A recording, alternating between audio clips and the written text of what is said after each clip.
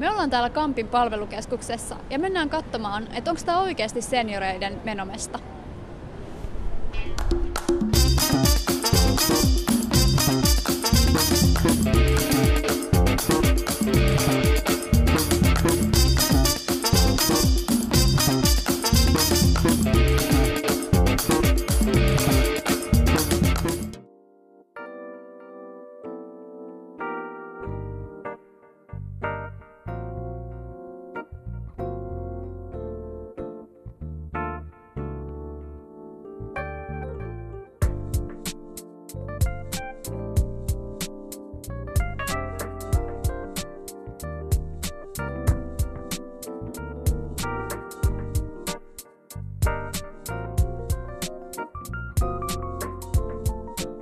Mä oon kuullut sellaista huhua, että tämä Kampin keskus on niin kuin ikäihmisten menomesta.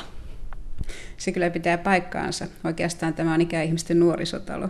Mikä sitten tässä Kampissa on niin erikoista? Miksi kaikki puhuu tästä paikasta? Kamppi on hyvällä paikalla, keskellä Helsinkiä. Kampissa voi harrastaa oikeastaan aivan mitä tahansa. Ja täällä voi tavata ystäviä, täällä voi jopa rakastua. Meillä on paljon harrastustoimintaa, että on ammattilaisten vetämää toimintaa, on käsitöitä, on kuntosalitoimintaa, on erilaisia suljettuja ryhmiä, että jos on elämässä jotakin hankalia asioita, niin voi tulla tänne keskustelemaan ryhmässä ja saamaan ohjausta. No miten teillä sitten on mahdollisuuksia vetää näin paljon eri ryhmiä ja pitää toimintaa yllä? Sen mahdollistavat meidän vapaaehtoiset. Eli meillä on murto-osa toiminnasta on ihan sosiaaliviraston työntekijöiden järjestämää, suurin osa on meidän omien vapaaehtoisten järjestämää.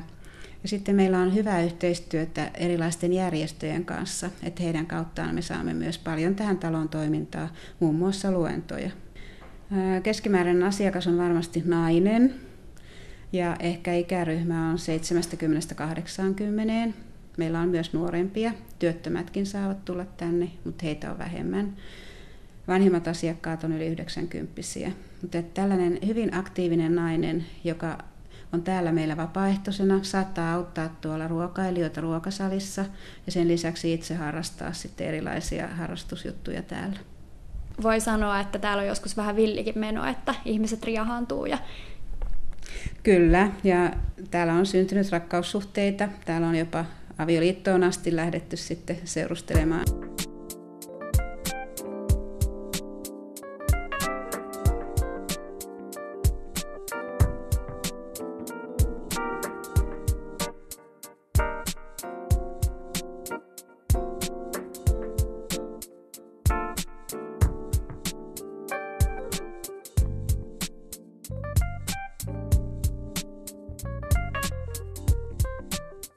Sä oot käynyt täällä Kampissa paljon. Minkä takia?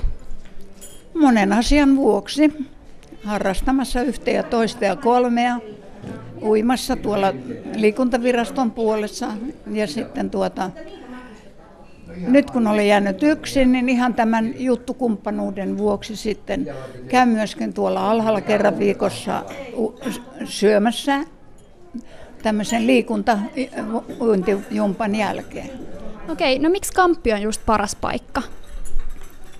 No ehkä ei ole vertailukohteitakaan, mutta ei täällä mitään ole ollut kielteistä. En ole löytänyt vielä kielteistä.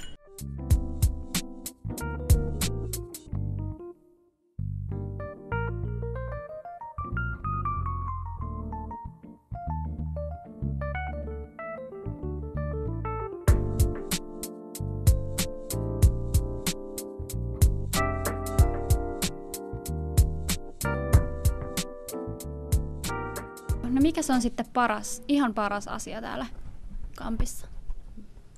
Ystävät. Ehdottomasti.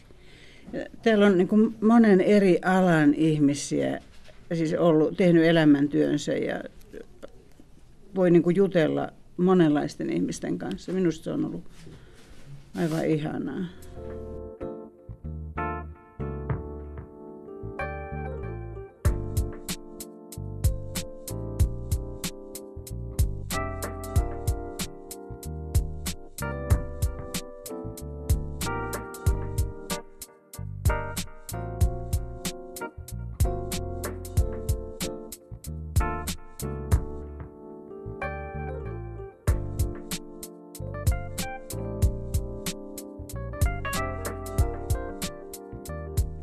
Minkälainen on sitten Kampin keskuksen tulevaisuus?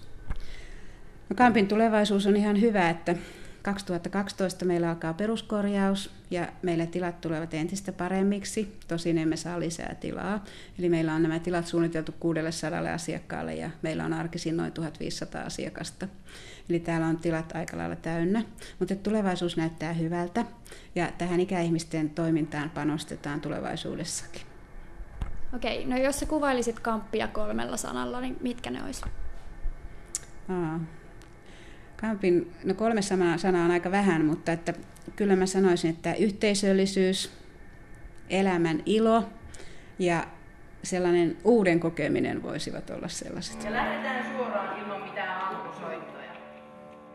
Ja 1, 2, 3, 1.